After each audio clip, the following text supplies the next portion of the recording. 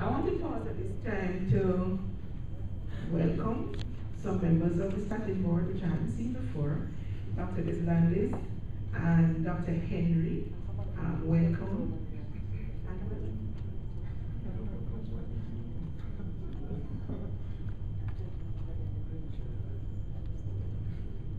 Other folk in the audience, which I'm not so aware of. Anyway, guess what? Welcome. We're happy to have you, and we're happy that you're able to participate. The final presentation before the break this morning, we are going to be inviting Dr. Derrick Deslandes from the University of the West Indies to make a presentation on information as a corporate strategy and the integration of statistics into policy, and with specific reference to the public sector perspective. Dr. Deslandes, as I mentioned before, is a member of the board at Statin, and he is corporate learning advisor with the National Commercial Bank, and also a lecturer in the Department of Management Studies at the Mona School of Business at the University of the West Indies. Dr. Deslandes, we're happy that you could be here, and we invite you to the podium to make your presentation. Ladies and gentlemen, Dr. Deslandes. I need to make a correction because I really don't want to be fired. I actually did a stint at NCB in 07-08. The beauty of the university is that it does allow you sometimes to step out and gain experience in other areas and come back into the system. So just to make sure my university colleagues, I'm not at NCB. At the University of West Indies. Okay. It's a very interesting, and of course my English is getting out of the back.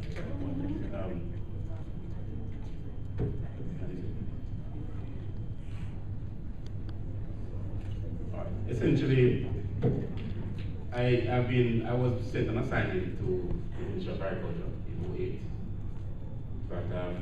And what I'm going to share is a little bit of that perspective. But first I'm going to speak from the perspective of the importance of corporate strategy and information to corporate strategy. It is my view, certainly from, and I think I've had a fair amount of experience and can speak with some level of authority, that as a country, I'm not of the view that we have fully embraced the importance of statistics decision making.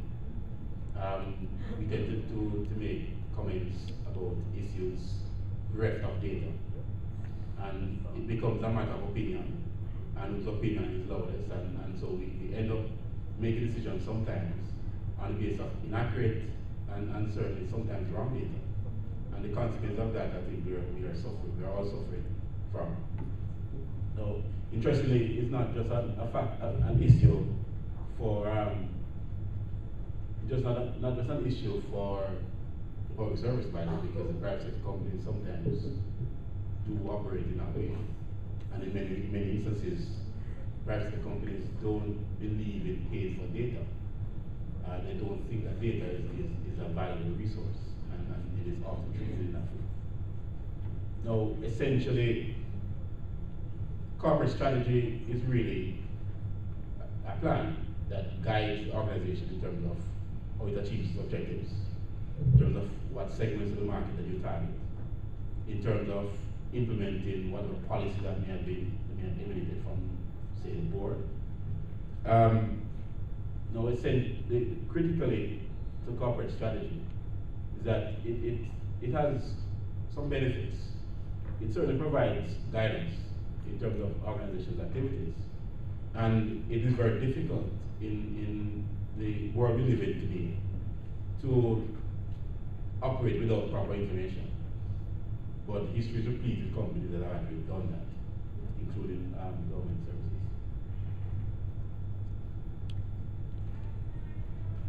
Some of the critical factors of corporate strategy is that it forces a company to look internally and deeply on how it is balanced, what's happening within the firm, and how we manage that process. So that planning exercise that most firms go through sometimes, and most firms tend to do a 3 to 5 year plan. Increasingly, government ministries are required to produce a 3-year plan, and within a 3-year plan indicate on a yearly basis what will be done to essentially achieve those goals. Critically though, we find, and certainly I found in the public service, that oftentimes the plans that you design doesn't necessarily match with the resources to carry out the strategy. And we don't always adjust the plan to reflect that reality. When you end up in situations like that, you tend to find that you will not implement all of what you set out to implement, and you probably will be seen as a failure. So it is something that clearly needs to be addressed. Another issue, and of course, certainly one thing that I learned at the ministry is that even if the strategy will cost $10 and you only have $5, you're expected to implement the strategy with $5. And certainly it doesn't help to have a minister at the time who's a former academic and appreciate the value of data. So you're constantly on the ball trying to get data, trying to do research, trying to ensure that any decisions that are made are made within the context of balanced information. Now, the strategy also helps us to define the competitive domain in which the company operates. So from the ministry's perspective, when we start to analyze data, which I showed you the data, it really forced us to look at, we are really competitive. And we came to the view that really, if Jamaica were to identify, and we have done that, 16 crops, we could forget about the rest of it and just focus on those, because for most of the things that we produce, we are not very competitive at all. There are some areas that we are competitive, but the question is how do you then shift the culture away from those traditional areas to the areas where we have the best advantage of competing, or best possibility of competing. Also, when one focuses on corporate strategy, we also tend to find we have the ability, or gain the ability, to identify weaknesses and certain threats, mostly because of SWOT analysis. And it also helps to define the roles of each functional level within that organization. Now, a very important aspect of organizational development is the need to establish a corporate information system strategy. Again, it is something that is just emerging, but it is something that needs to be fast-tracked in terms of how organizations use data, the standards by which they collect that data, and we find certainly that there are no systematic approaches to collecting data, certainly from the ministry's perspective. And it did create a problem, partially because in terms of how we collect data,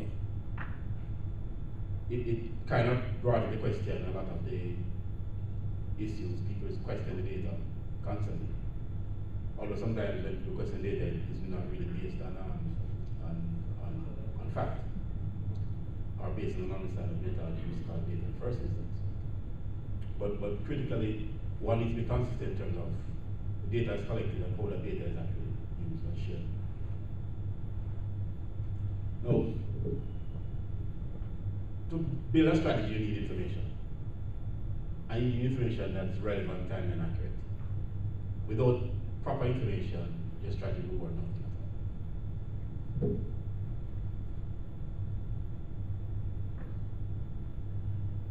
The question though is information enough?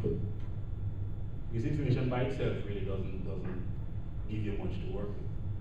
You have to translate that information into, in many cases, statistics that can be used to make comparisons, whether between past periods or between countries or within organizations.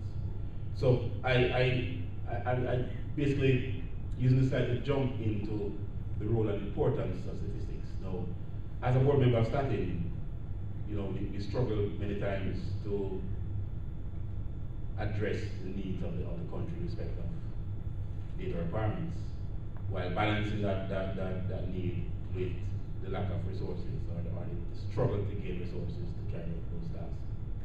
And it is a struggle because of perhaps in some sense the lack of appreciation of the role that such an organization actually plays. But this conference is actually very timely. The only concern I have is that isn't targeting the right some persons in terms of who we should be convinced in the need support a system of public sector. Now, I then went a little bit into the importance of statistics, and there's an increase in recognition and acceptance